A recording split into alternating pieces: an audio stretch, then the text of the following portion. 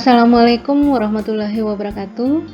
Bapak Ibu yang ditugaskan untuk mata kuliah PDGK 4205 pembelajaran terpadu dan PDGK 4302 pembelajaran kelas rangkap. Kali ini saya akan menjelaskan juknis pelaksanaan tutorial webinar atau TUWEB yang akan kita laksanakan selama 4 sesi. Untuk pertemuan pertama, kita akan melihat kegiatan apa yang Bapak Ibu lakukan di TUWEB yang pertama ini. Yang pertama adalah menggabungkan TTM pertemuan pertama dan yang kedua, membahas konsep esensial dalam rangka mencapai capaian pembelajaran pada SAT 1 dan 2 yang sudah kita susun. Karena kita telah melakukan TTM yang pertama dan telah menyampaikan SAT yang pertama, TUWEB pertama ini akan kita lanjutkan khusus untuk menyampaikan SAT yang kedua. Kemudian diskusi dan tanya jawab.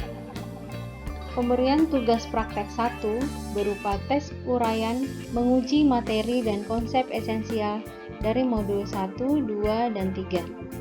Tes bersifat higher order thinking skills, kemampuan berpikir tingkat tinggi.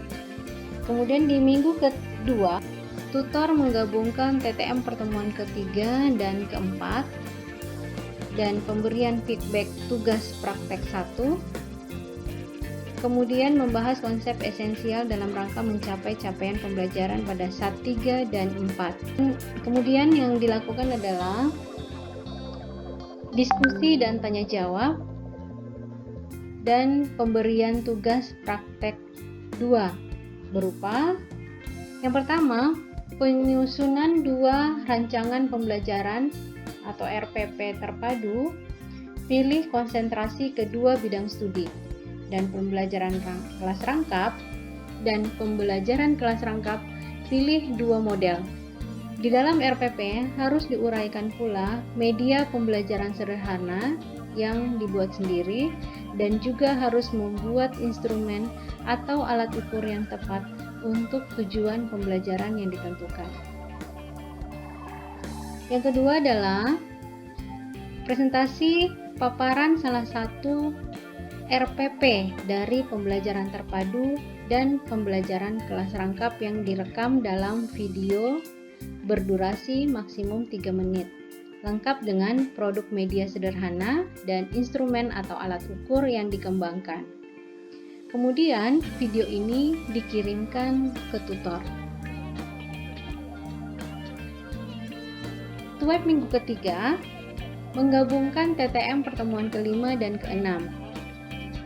Ada pemberian feedback tugas praktek 2, membahas konsep esensial dalam rangka mencapai capaian pembelajaran SAT 5 dan 6, diskusi dan tanya jawab, dan pemberian tugas praktek 3. Untuk mata kuliah pembelajaran terpadu, simulasi mandiri di rumah tanpa ada murid, pembelajaran terpadu dari RPP yang belum dipresentasikan sebagai tugas 2, lengkap dengan media yang digunakan. Simulasi direkam dalam bentuk video atau vlog, maksimum berdurasi 3 menit dan dikirim ke tutor. Setelah itu membuat tulisan reflektif tentang pelaksanaan pembelajaran terpadu atau tematik yang paling berkesan baik bagi siswa dan mahasiswa yang pernah dilakukan di kelasnya sendiri. Tulisan tersebut berisi deskripsi jalannya pembelajaran terpadu atau tematik, kesan apa yang diperoleh oleh siswa dan mahasiswa atau guru, dan mengapa. Gagasan atau ide mahasiswa untuk memaksimalkan pembelajaran terpadu di kelasnya sendiri. Ini sudah diatur untuk 3 halaman.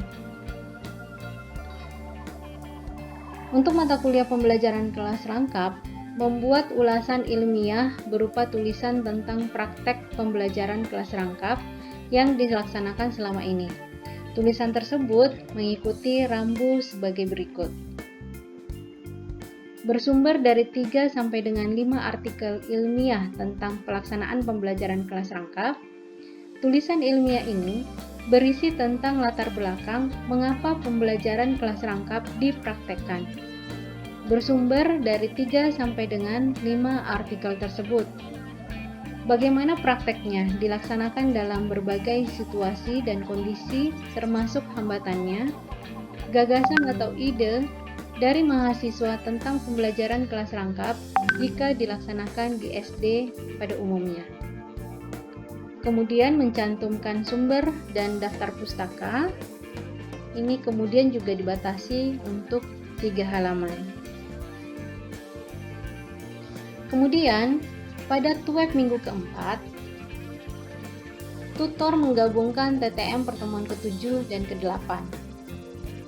Pemberian feedback tugas praktek 3, membahas konsep esensial dalam rangka mencapai capaian pembelajaran pada SAT 7 dan ke-8, ada diskusi dan tanya jawab, pemberian penguatan dan motivasi, dan tugas 1-3 tersebut dikirim ke email tutor sesuai jadwal kepada tutor yang telah ditentukan.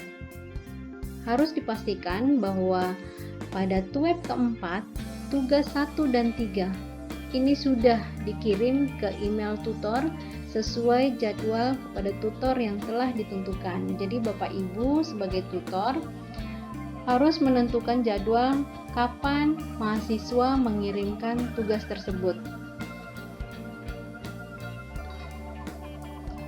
Sebaiknya untuk tidak memberatkan memori, Bapak Ibu bisa menganjurkan ke mahasiswa untuk mengupload tugasnya ke YouTube dan membagikan linknya secara pribadi, baik melalui email atau WA pribadi Bapak Ibu. Kemudian Bapak Ibu dalam penilaian,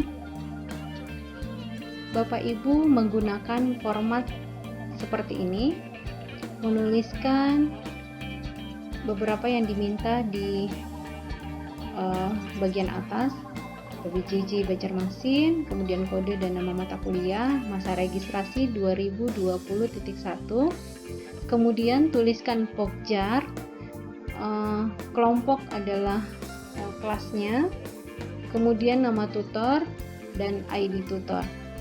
Nah, di sini nomor, NIM, dan nama mahasiswa. Kemudian masih dengan nilai partisipasi. Nilai partisipasi Bapak Ibu mesti bisa membedakan mahasiswa yang mengikuti TUEP atau mahasiswa yang hanya mengikuti bimbingan WA atau mahasiswa yang benar-benar sama sekali tidak bisa mengikuti TUEP dan WA. Namun, Bapak Ibu harus memastikan bahwa tugas ini harus dikerjakan oleh mahasiswa dan mendapatkan nilai. Tugas 1, uji konsep dengan kontribusi 20%. Kemudian tugas 2, RPP dengan kontribusi 30%. Dan kemudian untuk tugas 3, video simulasi dan laporan ilmiah yang dikumpulkan oleh mahasiswa. Dan nilai akhirnya dengan skor maksimal 100. Baiklah Bapak Ibu, sampai di sini yang bisa saya jelaskan. Semoga ini dapat membantu Bapak Ibu dalam proses melaksanakan TUEP 4 kali pertemuan dan dilanjutkan dengan bimbingan di WA Group. Terima kasih. Assalamualaikum warahmatullahi wabarakatuh.